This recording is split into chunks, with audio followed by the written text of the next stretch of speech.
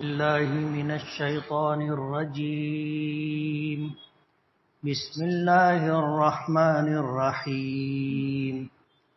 يسبح لله ما في السماوات وما في الأرض الملك القدوس العزيز الحكيم. هو الذي بعث في الأميين رسولا منهم يتلو عليهم آياته ويزكيهم ويعلمهم الكتاب والحكمة وإن كانوا من قبل لفي ضلال مبين. وآخرين منهم لما يلحقوا بهم وهو العزيز الحكيم. ذلك فضل الله يؤتيه من يشاء والله ذو الفضل العظيم. مثل الذين حملوا التوراة ثم لم يحملوها كمثل الحمار يحمل أسفارا. بئس مثل القوم الذين كذبوا بآيات الله والله لا يهدي القوم الظالمين.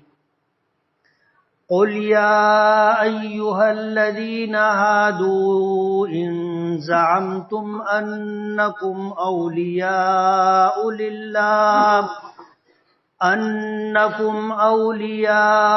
لله من دون الناس فتمنوا الموت إن كنتم صادقين ولا يتمنونه أبدا بما قدمت أيديهم والله عليم بالظالمين. قل إن الموت الذي تفرون منه فإنه ملاقيكم ثم تردون إلى عالم الغيب والشهادة فينبئكم بما كنتم تعملون. صدق الله العظيم. سبحانك لا علم لنا إلا ما علمتنا إنك أنت العليم الحكيم. رب اشرح لي صدري ويسر لي أمري واحلل عقدۃ من لسانی یفقہوا قولی. پناہ مانگتا ہوں میں اللہ تعالیٰ کی شیطان مردود سے. شروع کرتا ہوں میں اللہ کے نام سے جو بڑا مہربان بڑی رحمتوں والا ہے. پاکی بیان کرتی ہے اللہ کے لیے جو کچھ آسمانوں میں ہے اور جو زمین میں ہے. جو بادشاہ نہایت پاک غالب اور حکمت والا ہے. وہی ہے جس نے امیین میں ایک رسول کو بھیجا انہی میں سے جو ان پر اللہ تعالیٰ کی آیتوں کی تلاوت کرتا ہے اور ان کا تزکیہ کرتا ہے اور انہیں کتاب و حکمت کی تعلیم دیتا ہے اگرچہ وہ لوگ اس سے پہلے کھلی گمراہی میں تھے. اور ان میں سے دوسرے لوگ جو ان سے نہیں ملے اور وہ غالب ہے حکمت والا ہے. یہ اللہ تعالیٰ کا فضل ہے. اللہ جسے چاہتا ہے دیتا ہے اور اللہ تعالیٰ بڑے فضل والے. ان لوگوں کی مثال جنہیں توریت دی گئی اور پھر ان لوگوں نے توریت پر عمل نہیں کیا، ان کی مثال اس گدھے کی سی ہے جو کتابوں کا بوجھ اٹھائے ہوئے ہو. بہت بری قوم کی مثال ہے جنہوں نے اللہ کی آیات کو جھٹلایا اور اللہ تعالی ظالم قوم کو ہدایت نہیں دیتا ہے. آپ کہہ دیجئے کہ اے وہ لوگ جو یہودی مذہب کے ماننے والے ہیں، اگر تمہارا دعویٰ ہے کہ تم اللہ کے دوست ہو سب لوگوں کے سوا تو تم موت کی تمنا کرو اگر تم سچے ہو. اور وہ لوگ کبھی بھی موت کی تمنا نہیں کریں گے ان اعمال کی وجہ سے جو انہوں نے آگے بھیج رکھا ہے، اور اللہ تعالیٰ ظالموں کو خوب جانتا ہے. آپ کہہ دیجئے کہ بے شک وہ موت جس سے تم بھاگتے ہو وہ تمہیں ہر حال میں پہنچ کر کے رہے گی، پھر تم لوٹائے جاؤ گے اس ذات کی طرف جو چھپے اور کھلے سب کا جاننے والا ہے، پھر وہ تمہیں تمہارے کاموں کی جو کچھ تم کرتے تھے پوری پوری خبر دے گا۔ یہ سورہ جمعہ ہے، اس میں 2 رکوع ہیں، 11 آیتیں ہیں، نزول کے اعتبار سے مدنی، اور آپ اس بات کو جانتے ہیں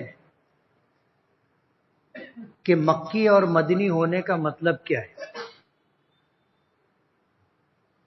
ہجرت سے پہلے قرآن کریم کی جو آیات یا جو صورتیں نازل ہوئی اسے مکی کہا جاتا ہے، اور ہجرت کرنے کے بعد نبی کریم صلی اللہ علیہ وسلم پر جو آیتیں نازل ہوئی یا جو صورت نازل ہوئی اسے مدنی کہا جاتا ہے۔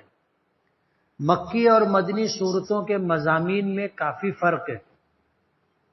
مدنی صورتوں کے اندر ایمان، آخرت، اللہ کی بارگاہ میں پیشی، قیامت، ان چیزوں کا تذکرہ ہے۔ اعمال اور احکام کا تذکرہ کم ہے۔ وجہ اس کی یہ ہے کہ مکہ مکرمہ میں رہتے ہوئے نبی کریم صلی اللہ علیہ وسلم ایمان کی دعوت دیا کرتے تھے کہ یا ایھا الناس قولوا لا الہ الا اللہ تفلحوا، کہ اے لوگو لا الہ الا اللہ کہو دل سے، کامیاب ہو جاؤ گے۔ نماز بہت بعد میں آئی، جب آپ معراج میں تشریف لے گئے، جب آپ پر نماز کی فرضیت کا حکم آیا۔ روزے کے احکامات، زکوٰۃ کے احکامات، حج کے احکامات، یہ احکامات مدینہ منورہ جانے کے بعد آئے، اور پھر اسلام کے بہت سارے احکامات ہیں، پورا قرآن کریم اور نبی کریم صلی اللہ علیہ وسلم کی حدیثیں، اس میں احکام کی تفصیلات ہیں۔ یہ سب کچھ مدینہ منورہ میں ہوا۔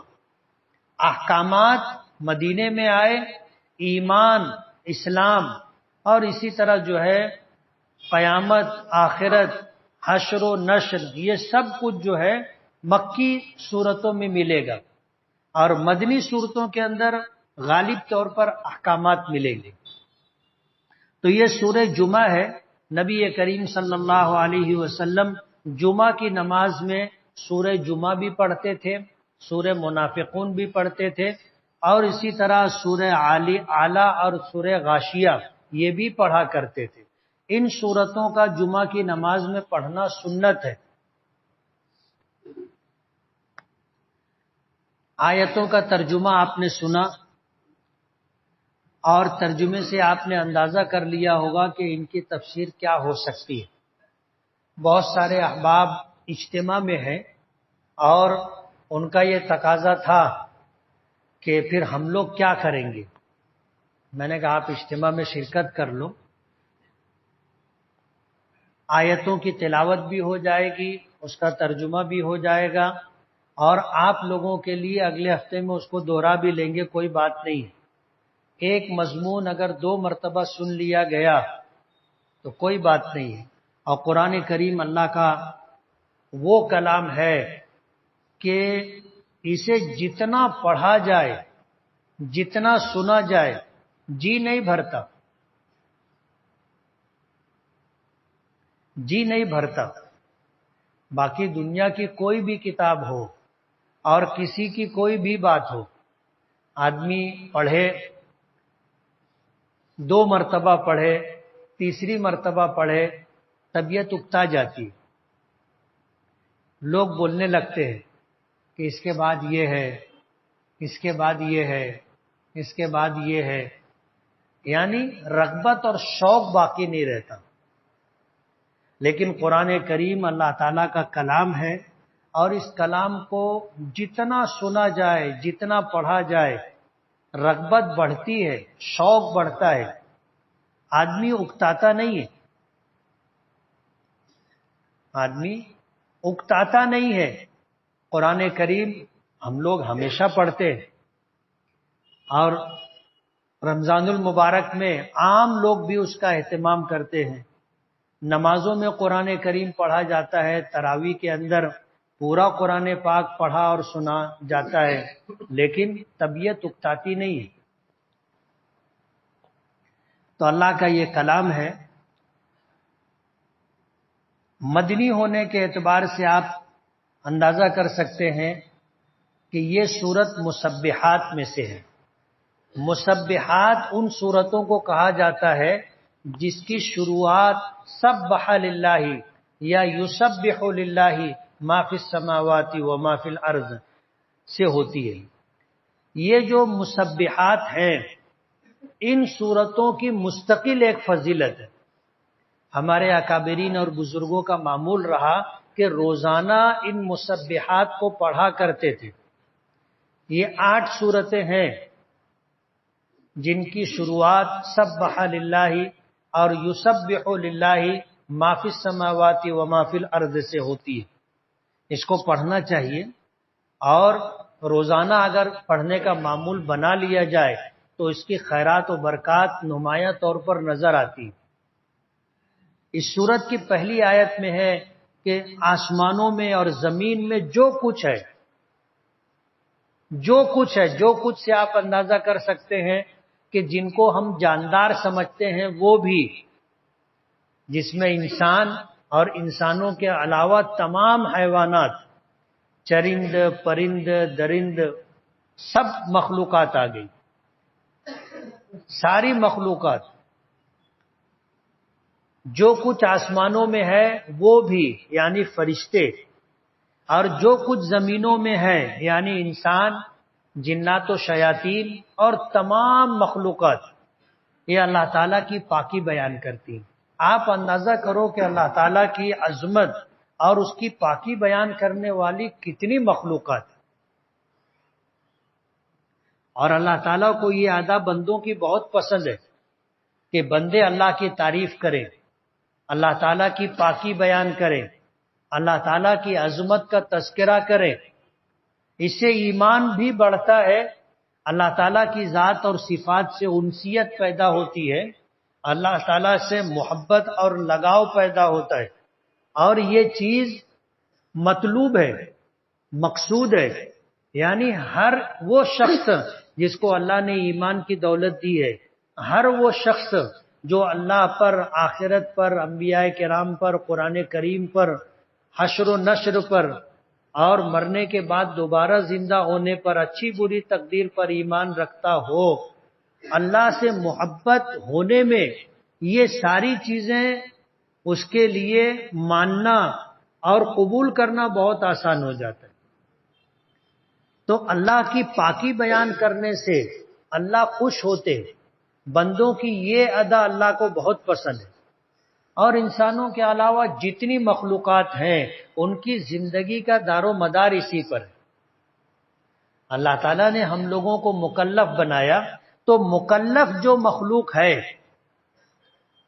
اللہ نے اس کو اسباب کا پابند کیا. ہم میں سے کوئی لوم چلاتا ہے، کوئی سائزنگ میں کام کرتا ہے، کوئی کسی کی دکان پر کام کرتا ہے، کوئی اپنے ہنر سے روزی کماتا ہے. ہر ایک کو اللہ نے سبب دیا ہے، اور سبب کے ذریعے سے آدمی کماتا ہے اور اپنی ضرورت پوری کرتا ہے. ہمیں اللہ نے اسباب کا پابند کر دیا. لیکن جو اشرف المخلوقات نہیں ہے، اور بعض لوگوں کے کہنے کے مطابق جنہیں اللہ نے عقل کی نعمت نہیں دی ہے، اللہ نے ان کو اسباب کا پابند نہیں کیا. آپ دیکھ لو دنیا میں جتنی مخلوقات ہیں، جانور ہیں، کیڑے مکوڑے ہیں، چرندے ہیں، پرندے ہیں، درندے ہیں، ہر مخلوق اللہ ان کو بغیر سبب کے روزی دیتا ہے. وہ کوئی کام نہیں کرتے، مزدوری نہیں کرتے، کماتے نہیں ہیں کہ کمائیں گے تو کھائیں گے، ایسا نہیں ہے. اللہ سب کو پالتا ہے، سب کو روزی دیتا ہے. ہم انسانوں کو اللہ سبب کے ذریعے روزی دیتا ہے، اور باقی ان مخلوقات کو بغیر سبب کے روزی دیتا ہے. علماء اور اکابرین نے لکھا ہے کہ انسانوں کے علاوہ جو مخلوقات ہیں ان کو روزی ملنے کا سبب اللہ کی حمد اور تعریف کرنا ہے، اللہ تعالیٰ کی پاکی بیان کرنا ہے۔ روزانہ وہ مخلوقات اللہ کی پاکی بیان کرتے ہیں، اللہ ان کو روزی دیتا ہے۔ جس دن وہ اللہ کی یاد سے، اللہ کی پاکی بیان کرنے سے، اللہ کی حمد اور شکر ادا کرنے سے کوتاہی میں مبتلا ہوتے ہیں، وہ ان کی زندگی کا آخری دن ہوتا ہے۔ ان کا رزق ختم کر دیا جاتا ہے، اور جس کا رزق ختم ہو گیا اس کو جانا ہے۔ لیکن اللہ نے انسانوں کو اسباب کا مکلف بنایا تو انسانوں کے لیے یہ ضابطہ نہیں رکھا کہ آج اگر نماز نہیں پڑھے تو رات کو مر جائیں گے۔ اگر ایسا ہوتا تو کہ جو آدمی دن بھر میں 5 نماز نہ پڑھے، رات میں اس کا بلانا، اگر ایسا ہوتا تو کیا ہوتا؟ ایسا اگر ہوتا تو مالیگاؤں میں جتنی مسجد ہے اس کے کئی گنا زیادہ مسجدیں اور بنانی پڑتی، جگہ نہیں ملتی مسجدوں میں۔ لیکن اللہ نے اسباب کا مکلف بنایا تو اللہ نے ضابطہ بدل دیا کہ اگر یہ ایمان نہیں لائیں گے تو بھی جئیں گے، ایمان لانے کے بعد اللہ کے حکموں پر عمل نہیں کریں گے تو بھی جئیں گے۔ اللہ نے ان کی زندگی اور موت کو اپنی یاد سے، اپنے احکامات پر عمل کرنے سے جوڑ کر کے نہیں رکھا، ان کے لیے ایک وقت مقرر کر دیا کہ بھئی یہ 10 سال، 20 سال، 50 سال، 60 سال، 100 سال جئیں گے، پھر یہ کچھ بھی کریں، اتنی زندگی ان کو دے دی گئی۔ اور یہ صرف اس لیے کہ اللہ نے ہم کو اسباب کا مکلف کیا ہے۔ باقی علماء نے جو بات لکھی ہے کہ انسانوں کے علاوہ تمام مخلوقات کو اللہ بغیر سبب کے روزی دیتا ہے۔ وہ صبح اٹھتے ہیں، اللہ کو یاد کرتے ہیں، اپنی اپنی زبان میں، اپنی اپنی بولی میں اللہ کی تسبیح پاکی بیان کرتے ہیں، اللہ ان کو دیتا ہے۔ حدیث پاک میں آتا ہے کہ لو کنتم تتوکلون علی اللہ حق توکلی لرزقتم کما ترزق الطیور تغدو خماسا وتروح بطانا۔ اگر تم اللہ تعالیٰ پر اس درجے میں توکل اور بھروسہ کرنے لگو جیسے پرندے اللہ کی ذات پر اعتماد اور بھروسہ کرتے ہیں، تو اللہ تمہیں بھی اسی طرح روزی دے گا جس طرح پرندوں کو اللہ روزی دیتا ہے، کہ صبح جب اپنے گھونسلے سے نکلتے ہیں تو ان کا پیٹ اور پوٹا بالکل خالی ہوتا ہے، ایک دانہ بھی نہیں ہوتا، اور شام کو جب واپس آتے ہیں تو ان کا پوٹا دانے سے بھرا ہوا ہوتا ہے۔ کون کھلاتا ہے ان کو؟ اللہ کھلاتا ہے۔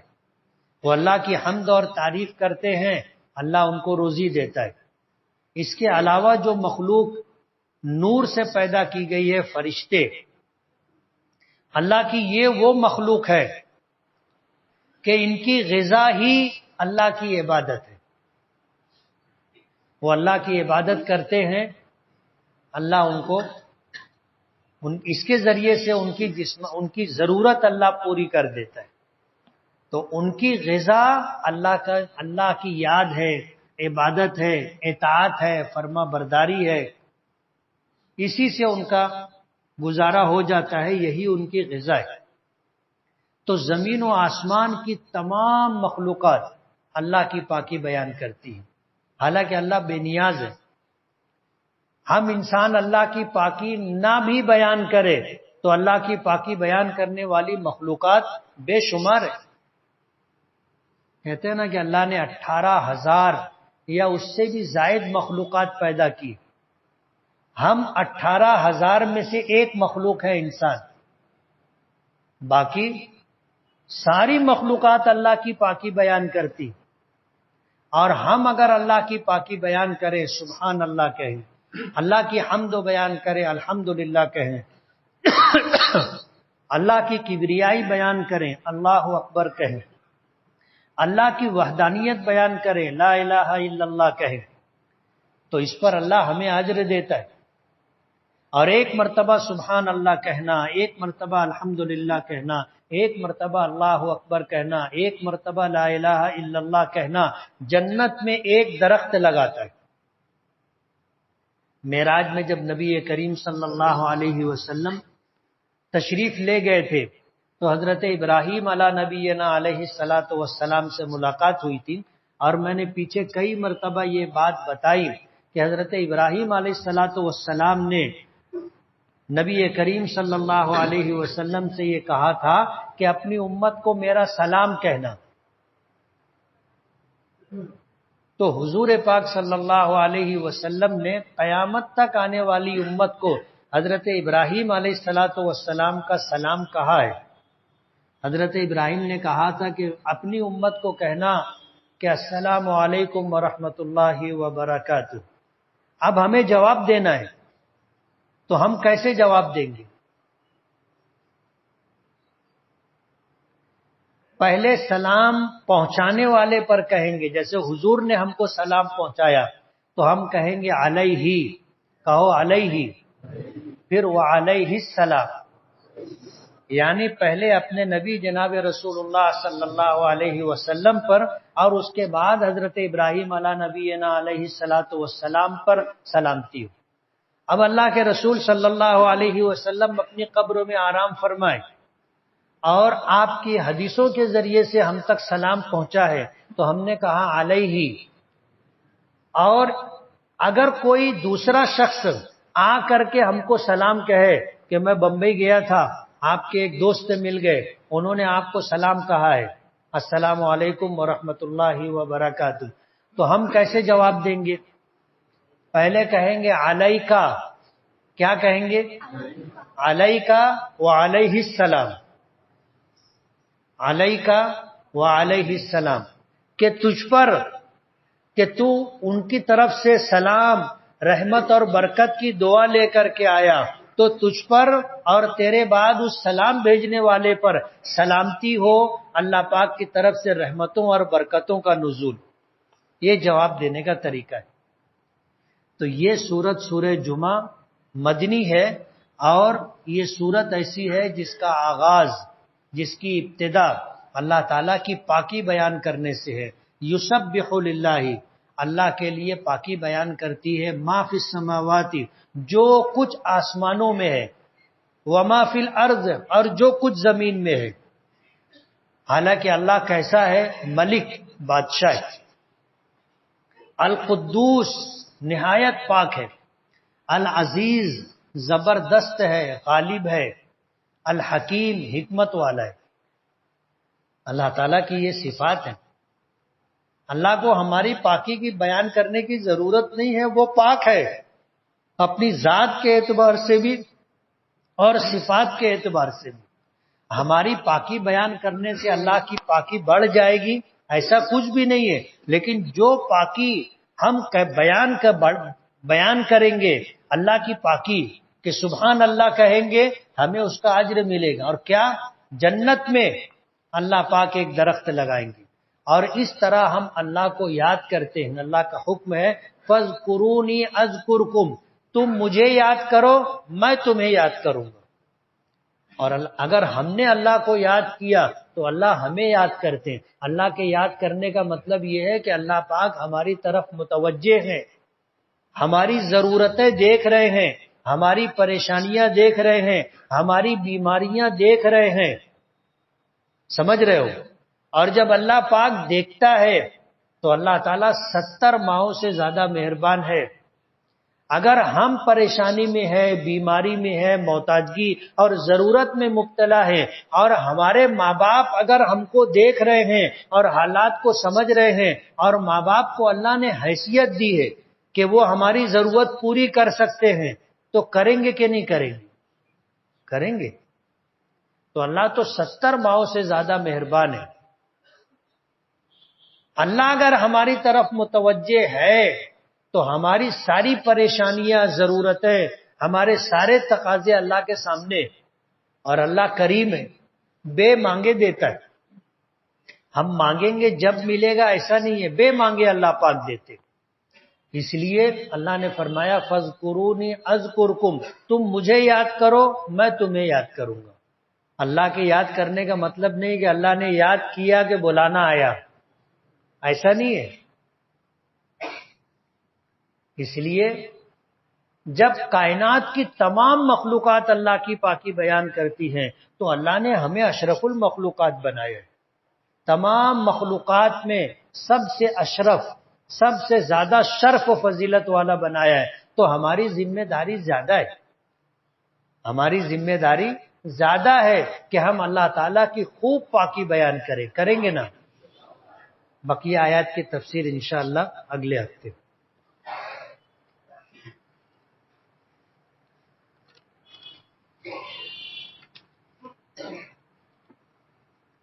مدرسے میں پڑھانے والے معلم سے معاہدہ ہوا کہ بچوں کو پڑھانے کے لیے جو وقت متعین کیا گیا ہے، اگر معلم بغیر اطلاع کیے مدرسہ لیٹ آئے یا بغیر اطلاع کیے چھٹی کر لے، مدرسے کے ذمہ داروں کے بولنے پر سمجھانے پر بھی کوتاہی ہو یا لیٹ آئے تو کیا مدرسے سے پوری تنخواہ لینا درست ہے؟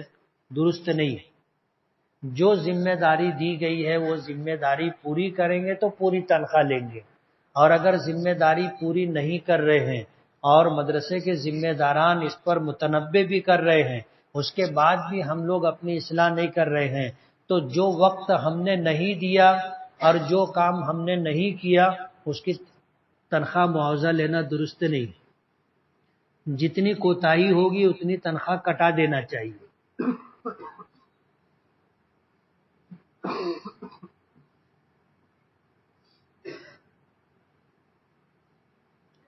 مسجد و مدرسہ یا دیگر دینی تنظیمیں جو عوامی چندے سے چلتی ہیں، ان کو کبھی اچانک کسی ضرورت کے پیش نظر بڑی رقم کی ضرورت محسوس ہو اور ان کے پاس اتنا انتظام نہ ہو تو ایسے موقع پر کسی سے قرض لے کر کے ضرورت پوری کر لیں اور بعد میں چندہ ہو جانے کے بعد ان کو رقم واپس کر دیں، ایسا کرنا جائز ہے یا ناجائز ہے؟ جائز ہے۔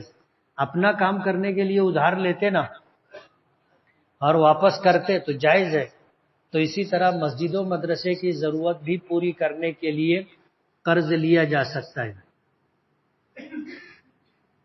اسی طرح ان اداروں کے پاس کبھی بڑی رقم سلک ہوتی ہے، اب اگر کسی ذمہ دار شخص کو ضرورت ہو تو وہ اس رقم کو اپنی ذاتی مصرف میں بطور قرض استعمال کر لیتا ہے اور بعد میں واپس کر دیتا ہے، ایسا کرنا جائز ہے یا ناجائز ہے؟ یہ ناجائز ہے، اس لیے کہ مسجد اور مدرسے کے ذمہ داران اس رقم کے مالک نہیں۔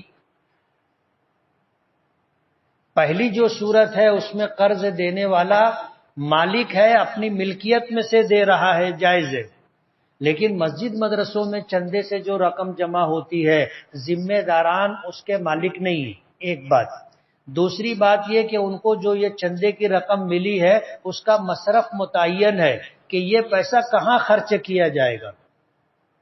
اب یہ ذمہ داران وہی خرچ کر سکتے، اس کے علاوہ کسی کو ادھار دینا چاہے تو نہیں دے سکتے۔ جمعہ کے خطبے کے دوران امام صاحب کچھ دیر رکتے ہیں، اس دوران جو دعا مانگو وہ قبول ہوتی ہے، ایسا کہا جاتا ہے۔ ہاں، جمعہ کے دن کچھ اوقات ایسے ہیں جو دعاؤں کی قبولیت کے، وہ اوقات کون کون سے ہیں؟ حدیثوں میں اس کی تفصیل آتی ہے، وضاحت ملتی ہے۔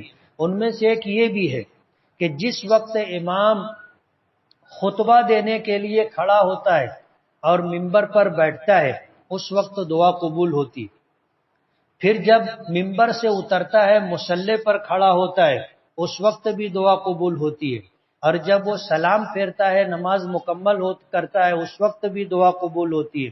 خطبے کے دوران جب دو خطبوں کے درمیان بیٹھتا ہے اس وقت بھی دعا قبول ہوتی ہے۔ اس لیے دعا کرنا چاہیے، اور دعا کرنے کے لیے آداب میں یہ ہے کہ آدمی ہاتھ اٹھا کے دعا کرے، لیکن اگر بغیر ہاتھ اٹھائے بھی دعا کیے تو دعا ہے اور قبول ہوگی انشاءاللہ۔ میرے والد صاحب کی ناف اکثر سرک جاتی ہے، ڈاکٹر حکیم سب سے علاج کرنے کے بعد بھی کچھ فرق نہیں ہے، کچھ عمل بتائیں۔ بہت سارے عمل ہیں، سورہ فاتحہ وغیرہ پڑھ کر کے بھی ناف بیٹھائی جاتی ہے، اور بھی اعمال کتابوں میں ملتے ہیں۔ کیا بلی کی خرید و فروخت کر سکتے ہیں؟ کر سکتے ہیں۔ پڑھائی کے دوران ہی شادی ہو گئی ہے تو کیا حمل روک سکتے ہیں؟ روک سکتے ہیں۔ زید کو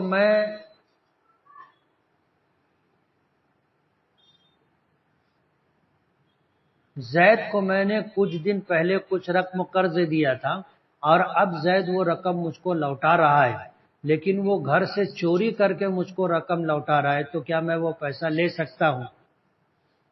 اگر معلوم ہے کہ یہ چوری کر کے پیسہ لا کر کے دے رہا ہے تو نہیں لینا چاہیے کہ یہ چوری کا پیسہ ہے، اور اگر معلوم نہیں ہے تو لے سکتے۔ فرقہ یعنی کیا؟ فرقہ جماعت کو کہتے ہیں۔ الگ الگ جو جماعتیں ہوتی ہیں ان میں سے بعض کو فرقہ کہا جاتا ہے۔ کیا صحیح میں امت میں 72 فرقے ہوں گے؟ حضور نے فرمایا کہ بنی اسرائیل میں 72 فرقے ہوئے، میری امت میں 73 فرقے ہوں گے۔ حضور نے یہ بات فرمائی ہے، اور حضور نے فرمایا ہے تو ہر حال میں ہو کر کے رہے گا۔ 786 کا کیا مطلب ہے؟ کوئی مطلب نہیں ہے اس کا۔ یہ عربی کے جو حروف ہے الف با تا سا جیم ہا، اس کے لوگوں نے عدد متعین کیے کہ الف 1، با 2، سا 500، تا 400، یہ لوگوں نے متعین کیے، اور میری معلومات یہ ہے کہ یہ پارسی لوگوں نے بنائے۔ صحیح بھی ہو سکتی ہے، معلومات غلط بھی، اس لیے کتابوں میں پڑھا ہے یہ، تو یہ کوئی قرآن و حدیث سے نہیں ہے، اس لیے اس کی کوئی حیثیت نہیں ہے۔ اب بسم اللہ الرحمن الرحیم، اس کے جو حروف ہے، با کا 2، سین کا 60، میم کا 40، تو اس طرح لوگوں نے عدد جوڑے تو وہ 786 بنا، تو پوری بسم اللہ کا 786۔ اب وہ 786 لکھ دیتے، ایسا سمجھتے ہیں کہ بسم اللہ لکھ دیے، نماز میں کھڑے ہوں گے کہیں گے 786 بسم اللہ ہو گیا، ایسا چلے گا؟ نہیں چلے گا، بغض بات ہے۔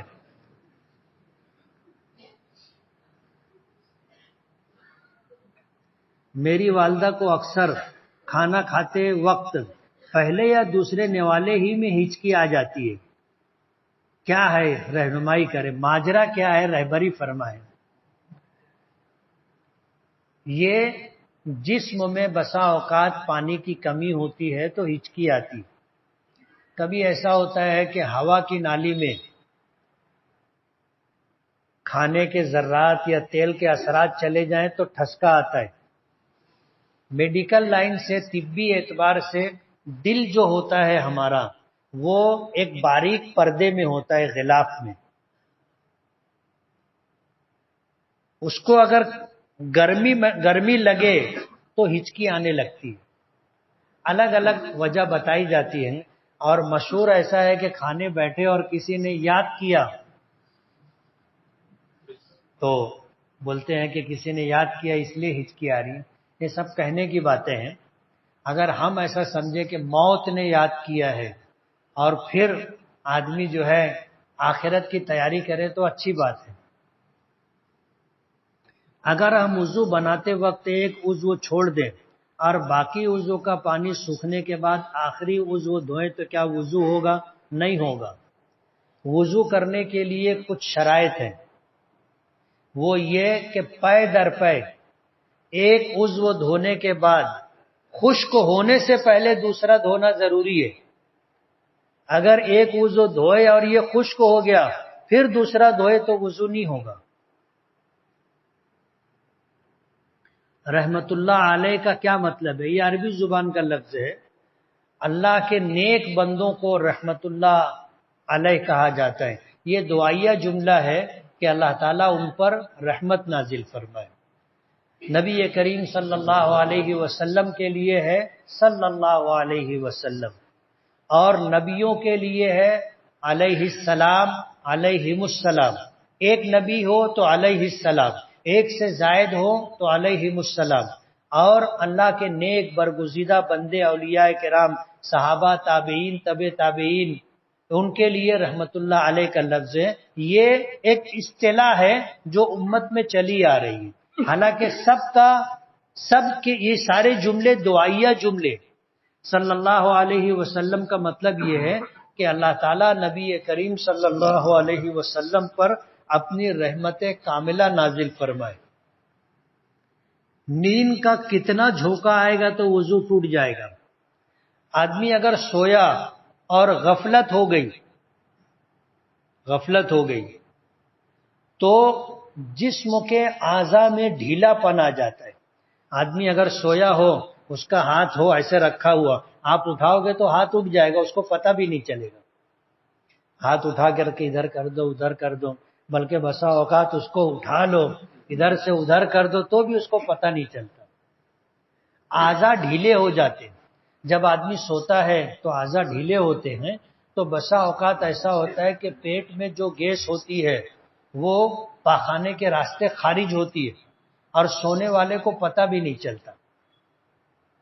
اس لیے اب سوئے ری خارج ہوئی کہ نہیں ہوئی معلوم نہیں. اگر خارج ہوئی ہوگی تو وضو ٹوٹ گیا، اور نہیں خارج ہوئی تو وضو نہیں ٹوٹے گا. لیکن سونے والے کو کیسے معلوم پڑے گا کہ نہیں نکلی؟ اس لیے امام اعظم ابو حنیفہ رحمۃ اللہ علیہ نے نیند کو ری خارج ہونے کے قائم مقام قرار دیا کہ آدمی سویا، غفلت ہو گئی، اعضاء میں ڈھیلا پن آ گیا، اب اس کا وضو ٹوٹ گیا چاہے ہوا خارج ہو یا نہ ہو. سونے کی کچھ حالت ایسی ہے جس میں اعضاء میں ڈھیلا پن نہیں آتا تو وضو نہیں ٹوٹے گا. جیسے نماز میں آدمی سویا، کھڑے کھڑے سو گیا. بعض لوگ سوتے ہیں نیت باندھ لیتے اور چالو یعنی باقاعدہ خراٹا لینے لگتے، ان کا وضو نہیں ٹوٹے گا. اس لیے کہ اگر جسم میں ڈھیلا پن آتا تو یہ آدمی کھڑا نہیں رہ پاتا. سمجھ رہے ہو؟ اسی طرح اگر ٹیک لگا کر کے سویا ہے تو وضو ٹوٹ جائے گا. فقہا لکھتے ہیں کہ اگر ٹیک لگا کر کے سویا، اگر وہ ٹیک ہم ہٹا لیں یہ گر جائے گا تو وضو ٹوٹ جائے گا. اس لیے جو آدمی ٹیک لگا کے سوئے گا اس کا وضو ٹوٹ جائے گا. میں روزانہ 800 مرتبہ درود پاک پڑھتا ہوں مگر حضور کی زیارت نہیں ہوتی. 200 اور بڑھا لو انشاءاللہ ہوگی. تقوی کیا ہے اور اپنے اندر تقوی کس طرح پیدا ہوتا ہے؟ تقوی کے معنی اللہ کا خوف، خشیت، اللہ کا ڈر. جس شخص میں اللہ کا خوف ہوگا وہ گناہوں سے بچے گا کہ اگر میں یہ گناہ کروں گا تو اللہ مجھے سزا دیں گے. اس کو تقوی کہتے ہیں. دب کر مرنے والا اور ڈوب کر مرنے والا شہید کہلاتا ہے. ہاں یہ شہید اخروی ہے. شہید کی 2 قسم ہیں، ایک شہید دنیاوی اور ایک شہید اخروی. شہید دنیاوی وہ شہید ہے جو اللہ کے دین کی حفاظت کے لیے اور اللہ کے دین کی سربلندی کے لیے ان لوگوں سے لڑے جو اللہ کے دین کو مٹانے کے در پہ میدان جنگ میں لڑائی کرے، اور پھر جو ہے اس کی جان چلی جائے تو یہ شہید دنیاوی ہے. اس کو غسل نہیں دیا جائے گا، اور جس کپڑے میں اس کا انتقال ہوا ہے، شہید ہوا ہے، اسی کپڑے میں اس کو کفن دیں گے. صرف ایک چادر اس کے اوپر لپیٹ دیں گے، اور پھر اس کے اوپر نماز جنازہ پڑھی جائے گی یا نہیں پڑھی جائے گی، اس میں ائمہ اربعہ کے دونوں قول ہیں.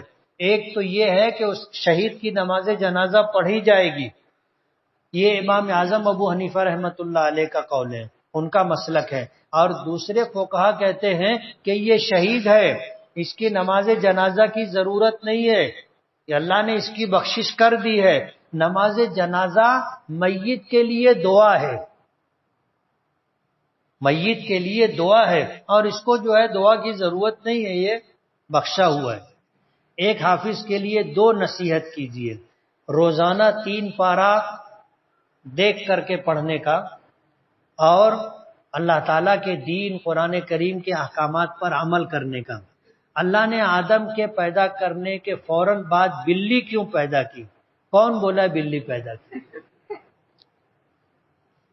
اگر فرض نماز میں بھول گئے کہ دوسری رکعت چل رہی ہے یا تیسری، تو دوسری رکعت میں قاعدہ کیا یا نہیں تو کیا کرے؟ اگر پہلی مرتبہ اس طرح شک ہوا ہے تو نماز توڑ دینا چاہیے، شروع سے نماز پڑھنا چاہیے۔ اور اگر کسی کو شک کی بیماری ہو گئی کہ بار بار اس کو ایسے ہی ہوتا ہے، تو پھر شریعت نے اس کے لیے رعایت رکھی کہ اگر 2 اور 3 میں شک ہو جائے تو 2 مان لینے کا، 3 اور 4 میں شک ہو جائے تو 3 مان لینے کا، اور اسی کے مطابق اپنی نماز پوری کرنے کا، آخر میں سجدہ سہو کر لینے کا۔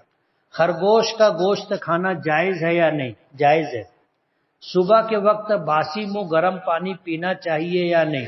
سنت طریقہ کیا ہے؟ اس سلسلے میں کوئی ایسی روایت حضور سے ملتی نہیں ہے کہ حضور سو کے اٹھنے کے بعد ٹھنڈا پانی پیتے تھے یا گرم پانی پیتے تھے، ایسی تفصیلات ملتی نہیں۔ حضرت عمر فاروق کی والدہ کا نام کیا تھا؟ حضرت علی کی پیدائش کہاں پر ہوئی؟ اگر امام صاحب نماز میں آنکھ بند کر کے نماز پڑھاتے ہیں تو کیا نماز ہو جائے گی؟ ہو جائے گی۔ فقہا نے اس کو مکروہ لکھا ہے۔ نماز آنکھ بند کر کے نماز نہیں پڑھنا چاہیے، نماز نہیں پڑھانا چاہیے آنکھ کھول کر کے۔ کیسا ہے؟ آنکھ بھی عبادت میں مصروف ہے، آنکھ بند کر لیے تو اس کی عبادت ختم ہو گئی۔ قیام کی حالت میں سجدے کی جگہ پر، رکوع کی حالت میں پیروں پر، سجدے کی حالت میں ناک دیکھتے ہوئے، اور بیٹھنے کی حالت میں گود میں نظر رہنی چاہیے۔ میرے بہت ڈھیر سارے سجدے تلاوت باقی ہیں، کس طرح ادا کروں؟ ادا کرتے رہو، ہر فرض نماز کے آگے پیچھے، یہاں تک ادا کرو کہ اطمینان ہو جائے کہ میں نے سارے سجدے تلاوت کر لیے۔ کوئی وظیفہ بتائے جس سے چہرے پر رونق اور نور ہی نور ہو، اللہ کا ذکر کریں۔ کوئی خاص وظیفہ نہیں ہے، اللہ کا ذکر کریں گے چہرہ نورانی ہوگا۔ نماز میں مچھر ستاتے ہیں تو کیا اسے مارنے پر گناہ ہوگا؟ عمل کثیر کرنے سے نماز فاسد ہو جائے گی، اور اگر صرف ایسے اڑا دیے تو کوئی بات نہیں، لیکن ایسے دیکھتے رہے اس کی اجازت نہیں۔ بیت الخلاء میں زیادہ چونٹیاں ہیں، اگر وہ بہہ جائے تو کیا گناہ ہوگا؟ کوشش کرنا چاہیے کہ کسی مخلوق کو اپنی ذات سے تکلیف نہ ہو، لیکن ظاہر بات ہے کہ اب یہ ان کو تو اپنے بول بھی نہیں سکتے، سمجھا بھی نہیں سکتے، اور بسا اوقات ایسا ہوتا ہے کہ ان کو ہٹانے پر بھی، ہکالنے پر بھی وہ جاتے نہیں ہیں، اور پھر اس طرح اگر وہ بہ گئے تو کوئی بات نہیں، انشاءاللہ گناہ نہیں ہوگا۔ عریب کے معنی کیا ہے؟ عریب کے معنی سمجھدار۔ یہ نام رکھ سکتے ہیں کیا؟ رکھ سکتے ہیں۔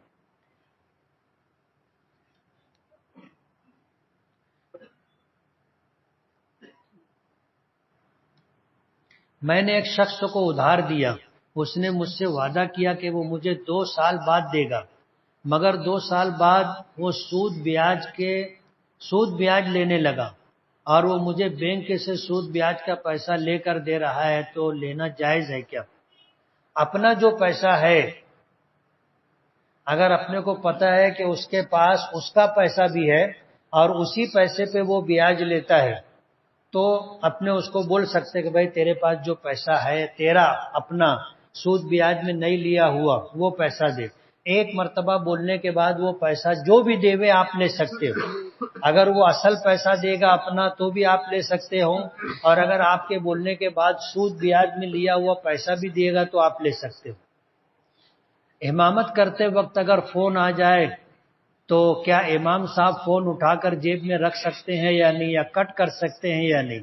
کر سکتے ہیں، یہ عمل کثیر نہیں ہو سکتا ہے۔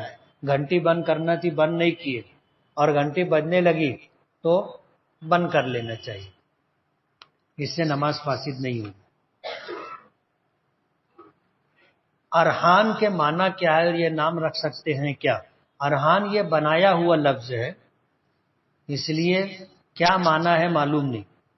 ہوما عرشی نام رکھ سکتے ہیں یا کیا رکھ سکتے ہیں، لیکن فقہا نے لکھا ہے کہ عرش اللہ کے تخت کو کہتے ہیں، وہ نام نہیں رکھنا چاہیے.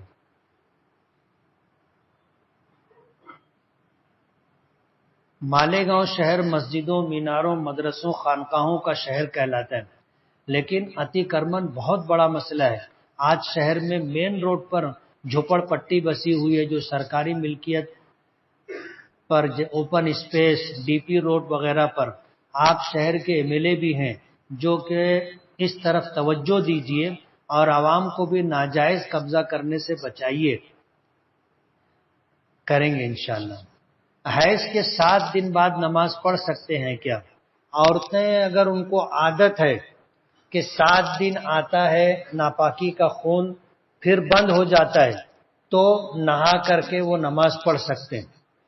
اور اگر عادت 7 دن کی ہے لیکن کسی وجہ سے 8ویں دن، 9ویں دن، 10ویں دن بھی ناپاکی کا خون آیا تو 7 دن کے بعد پہلی مرتبہ اگر ایسا ہو تو 8ویں، 9ویں، 10ویں دن نماز نہیں پڑھیں گے، 10 دن تک انتظار کریں گے. 10 دن مکمل ہونے کے بعد اگر خون آنا بند ہو جائے تو مطلب یہ ہوگا کہ اب عادت بدل گئی. پہلے 7 دن کی عادت تھی، اب 10 دن کی عادت ہوگی. اور اگر 10 دن کے بعد بھی ناپاکی کا خون آتا رہا تو 7 دن حیض کے مان لیں گے اور اس کے بعد 10ویں دن کے بعد غسل کر کے آگے نماز پڑھیں گے اور یہ 3 دن 8ویں 9ویں دن کی نماز دوہرا لیں گے. ایام حیض میں جو نمازیں چھوٹ گئی ہیں کیا بعد میں قضا کرنا پڑے گی؟ 7 دن کی جو نماز ہے جو ایام حیض کہلاتے ہیں ان دنوں میں نماز پڑھی بھی نہیں جائے گی اور ان دنوں کی نمازوں کی قضا بھی نہیں. زید کے والد نے 2 شادی کی، پہلی عورت کو طلاق دے دی، اس سے ایک لڑکا اور ایک لڑکی ہے جو کہ اپنی نانا نانی کے وہاں پر رہتے ہیں، وہیں ان کی پرورش ہوئی، وہیں سے شادی ہوئی. ان کا والد ان کو پوچھتا نہیں ہے کیا مطلقہ بیوی کے بچوں کا باپ کی وراثت میں حق ملے گا یا نہیں، اور ملے گا تو کس طرح دونوں بیوی کے بچوں میں تقسیم ہوگا. یہ جو بچے ہیں یہ ہر حال میں باپ کے ترکے میں حصہ پائیں گے. دوسری بیوی کے لڑکے کو جو حصہ ملے گا وہی پہلی بیوی مطلقہ بیوی کے لڑکے کو ملے گا، اور دوسری بیوی کی لڑکی کو جو حصہ ملے گا وہی اتنا حصہ پہلی مطلقہ بیوی کی لڑکی کو بھی ملے گا. دوسری بیوی کے بچے کہتے ہیں کہ باپ نے لا دعویٰ لکھا ہے، یہ لا دعویٰ نداوہ کیا ہوتا ہے؟ بعض شخص ایسے ہوتے ہیں کہ بیوی کو طلاق دینے کے بعد بچوں کو لا دعویٰ لکھ دیتے. یہ نا دعویٰ اور لا دعویٰ دونوں کا مطلب ایک ہے کہ بچہ لڑکا ہے تو 7 سال کی عمر ہونے تک اور لڑکی ہے تو بالغ ہونے کے بعد، لڑکی ہو تو بالغ ہونے کے بعد 12 سال کی عمر ہو جائے تو اب باپ کو دعویٰ کرنے کا حق ہے کہ وہ ان بچوں کو ماں کے پاس سے لے کے اپنی پرورش میں رکھے. یہ باپ کا حق ہے. 7 سال تک لڑکے پر ماں کا حق، 12 سال تک لڑکی پر ماں کا حق. لیکن لڑکا جب 7 سال کے اوپر ہو گیا تو اب باپ کا حق، لڑکی 12 سال کے اوپر ہو گئی تو اب باپ کا حق. باپ دعویٰ کر سکتا ہے ان کو لینے کا اور ماں کو دینا پڑے گا. یہ ہے مسئلہ. اب جب میاں بیوی میں علیحدگی اور طلاق ہوتی ہے تو باپ لکھ دیتا ہے لا دعویٰ. لا دعوے کا مطلب یہ ہے کہ یہ بچہ 7 سال کا ہو جائے گا تو میں مانگوں گا نہیں، میرا دعویٰ نہیں رہے گا، اور یہ بچی 12 سال کی ہو جائے گی تو بھی میں مانگوں گا نہیں، میرا دعویٰ نہیں رہے گا. یہ ہے مسئلہ. لیکن لوگ ایسا سمجھتے ہیں کہ لا دعویٰ لکھ دیے تو اب بچوں کا خرچہ بھی نہیں دینا پڑے گا. ایسا نہیں ہے. اگر باپ نے لا دعویٰ لکھا اور بچوں کا خرچہ نہیں دیا تو کل قیامت کے دن اللہ کے یہاں پکڑا جائے گا. اور یہ بچے جن کا حق اس نے نہیں دیا تھا کل قیامت کے دن کھڑے ہو کر کے اپنے حق کا مطالبہ کریں گے اور باپ کو دینا پڑے گا۔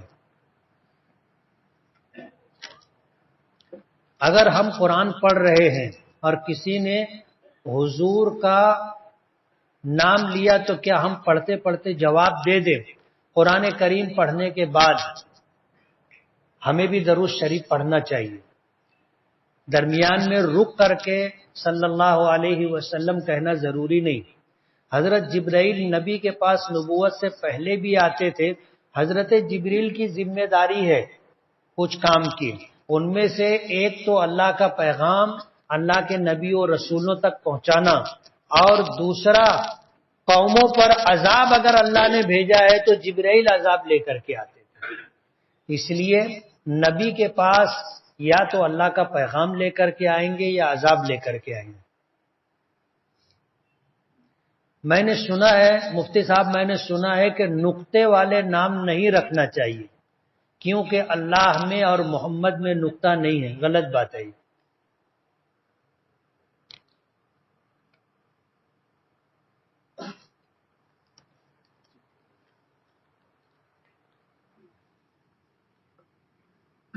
زید نے اپنی بیوی کو 3 طلاق دے دیا اور اس کے ساتھ رہنا نہیں چاہتا، لیکن زید کے والد نے لڑکی کو اپنے گھر میں رکھا ہے، تو کیا اس طرح لڑکی کو 3 طلاق دینے کے بعد بھی لڑکی کو گھر میں رکھنا کیسا ہے؟ اور کیا لڑکی وہاں رہ سکتی ہے اور اس کا کھانا پینا اٹھنا بیٹھنا سونا زید کے گھر میں جائز ہے؟ جس کا گھر ہے وہ رکھ رہا ہے، جائز ہے۔ سسر رکھ رہے نا، تو گھر تو سسر کا ہے، بیٹے کا گھر تھوڑا ہی ہے۔ تو اگر بیٹے نے طلاق دے دی اور سسر نے جو ہے مطلقہ بہو کو اپنے گھر میں رکھا ہے تو رکھنا جائز ہے۔ جیسے شوہر کا انتقال ہو گیا، بیوی بیوہ ہو گئی، لوگ اس کو اپنے گھر میں رکھتے ہیں؟ تو جس کا گھر ہے وہ رکھ رہا ہے تو رکھ سکتا ہے، جائز ہے۔